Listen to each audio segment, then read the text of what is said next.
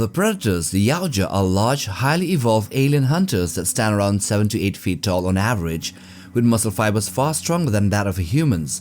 Their bones are heavier and more reinforced. They have advanced healing abilities. Their senses are sharper and can track prey through heat signatures. In terms of physical strength, a single predator can overpower several trained humans at once. Engineers, on the other hand, are even larger and stronger. They stand around 8 to 10 feet tall, with bodies that look like human, but far more advanced and evolved. Their muscles are extremely dense, which gives them enough strength to throw a person across a room effortlessly.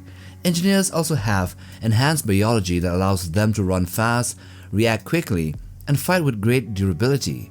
Compared to a human, they are like living giants, and even predators struggle against them, especially when the engineers wear their biomechanical armor. So, what happens when these two meet, when the predators and the engineers encounter each other? Here in this video, we will explore all the times, the 5 times, the predators and the engineers met. Let's get to it. So the first ever hint of predators and engineers or space jockeys having met each other is surprisingly with Wolf Predator from AVP Requiem. In the film, we see that Wolf lives in a penthouse-like suite on Yautja Prime, which only maybe very successful hunters or veterans would earn. His room is filled with trophies and advanced weapons. One of the most interesting things in his home is a special chair at the center, which looks very similar to the big space jockey chair used by the engineers from the Alien film. Since Yautja do not steal each other's trophies and only keep what they have personally earned or gained in the hunt, this suggests that Wolf may have fought and defeated an engineer at some point in his long life. Engineers are extremely strong and rare beings, so defeating one would be an incredible achievement, something only a veteran like Wolf could accomplish. While this is just speculation from my part, but the fact that the predators are known to steal technology from other advanced aliens, something which is well documented, would not be surprising if they scavenged and adapted the tech of the engineers, or back then known as space jockeys, into their own technology. Even if it's not true, the design of the chair, its biomechanical aesthetics, and the Geiger-style form of the chair is really similar to the chair of the space jockey from the 1979 film, which might be a little bit telling. Anyway, the second one here is another allusion to the predators hunting the engineers, which is seen in the trophy room of AVP Requiem, which is one of the most impressive and important glimpses into Yautja cultures ever put on screen back then, even though we only saw it for a few seconds and in a very dim lighting. This room is basically a combination of a hunter's museum, a workshop, and a record of victories. The skulls displayed along the wall show the long and dangerous history of the hunters of that clan who used that room, with each trophy representing a creature that took skill and strength to defeat. What makes that room especially exciting is the presence of a space jockey, an engineer's skull, or at least a helmet, which hints at least one of the predators there from that ship once fought and killed an engineer. The engineers are amongst the most strongest and the most advanced beings in the alien universe, so this trophy suggests a truly legendary hunt. Since the Yautja only keep trophies they rightfully earn and never steal from each other or from other clans except for the Bad Bloods, the skull's presence there is a major clue that a Yautja warrior personally defeated an engineer in the long past. Sadly, this entire room was destroyed when Wolf, that veteran, caused a scout ship to self-destruct as part of his cleanup mission on Earth. Now, another encounter between these two species is seen in the lore expansion pack by NECA on the Lost Tribe Predators. Here, Stalker, or Brother Boar, is one of the Yautja seen at the end of Predator 2 as part of the Lost Tribe, the group that appears before Mike Harrigan on the mothership hidden beneath Los Angeles. In the film, he is only shown briefly, but NECA later expanded his lore or his story when they created the Ultimate Stalker action figure. According to this, Stalker and his brother Boar were not just regular hunters, they were mercenary partners, and Stalker acted as the strategist and the thinker of the pair. The most impressive part of this expanded backstory is the revelation that Stalker fought and killed at least 2 engineers, the same ancient powerful species connected to the space jockey from Alien. Killing 2 engineers puts him in the same league as another one called Ahab, which we will explore, another famous Yautja known for hunting cosmic scale prey.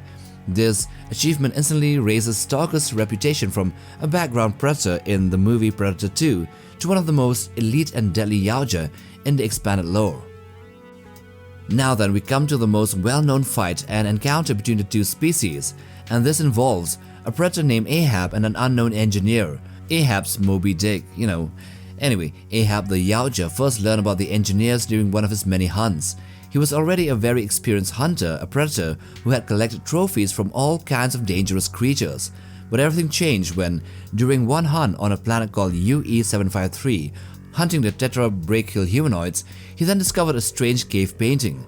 And that painting showed tall, powerful beings that looked like the engineers, and it seemed like these local creatures here worshipped them.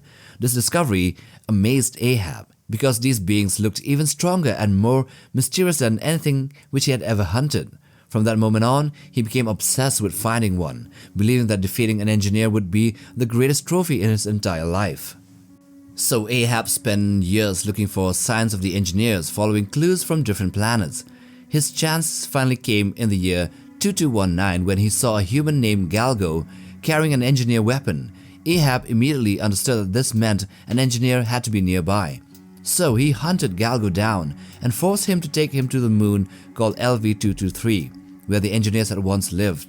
When they arrived, Ahab and Galgo entered a dangerous jungle filled with Xenomorph bodies, signs that something incredibly powerful was killing everything. Soon after, Ahab finally met an engineer face to face, and the battle he had been dreaming on for years began. The fight was brutal. Even though Ahab was strong and experienced, the engineer was even more powerful and broke Ahab's arm and then his knee. Ahab was almost killed, but then he refused to give up. He then managed to injure the engineer with a harpoon, and then Galgo returned just in time to shoot the engineer in the chest with the engineer rifle. With their combined efforts, the engineer was finally slowed down enough for Ahab to lure it into the ship and then set the vehicle on self-destruct. After the two witnessed the ship called Perseus explode, Ahab returned to the wreckage and began searching for something, as Galgo, confused, who had no idea about Yautja culture, tried to tell him that the engineer was dead. The Yautja then emerged from the wreckage, grabbing the engineer's skull and the spinal column. Holding it high as he roared, he had finally hunted his white whale, his Moby Dick. While it might not be a clean victory like winning fair and square in a duel, the hunter here did manage to kill the prey species by setting a sort of a trap, you can say, with maybe a little bit of help from a human called Galgo. Then the last encounter here is Ahab the Yautja again ending up facing an engineer again after he and the human survivors became stranded on the moon LV-223. So a year had passed there and the group had built a base to stay alive.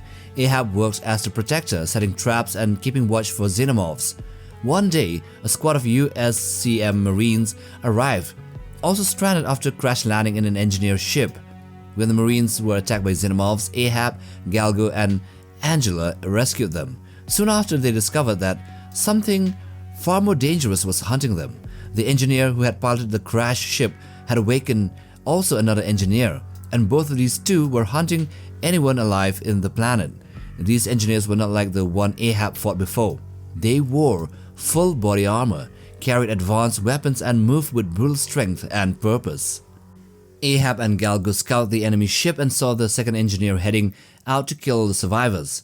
Ahab ambushed him, starting a fierce battle. But this time the engineer was much stronger. Even though Ahab was a powerful and experienced hunter with his own weapons, the armored engineer easily grabbed him, smashed him aside, and forced him into retreat.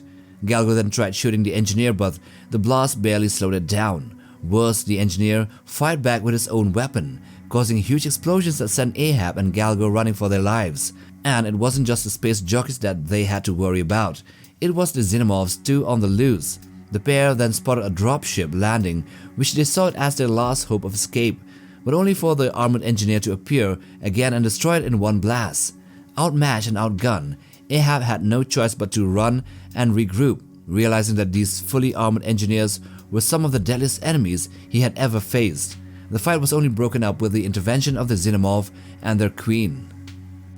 So in all these 5 different times the Predators and the engineers met, we see different outcomes.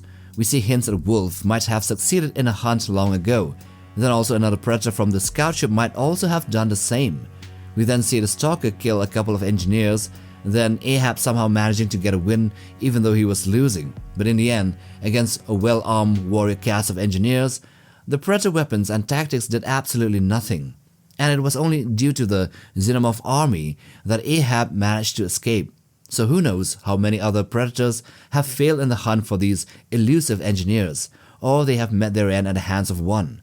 That's one thing we will never know. And with that, we end this video on all the engineer and predator encounters in the alien mythos. Now do hit that like button for support and the hype option for the ones holding their phones to hype up the video to other viewers. Also subscribe, and we'll see you guys in the next one. Take care, fam.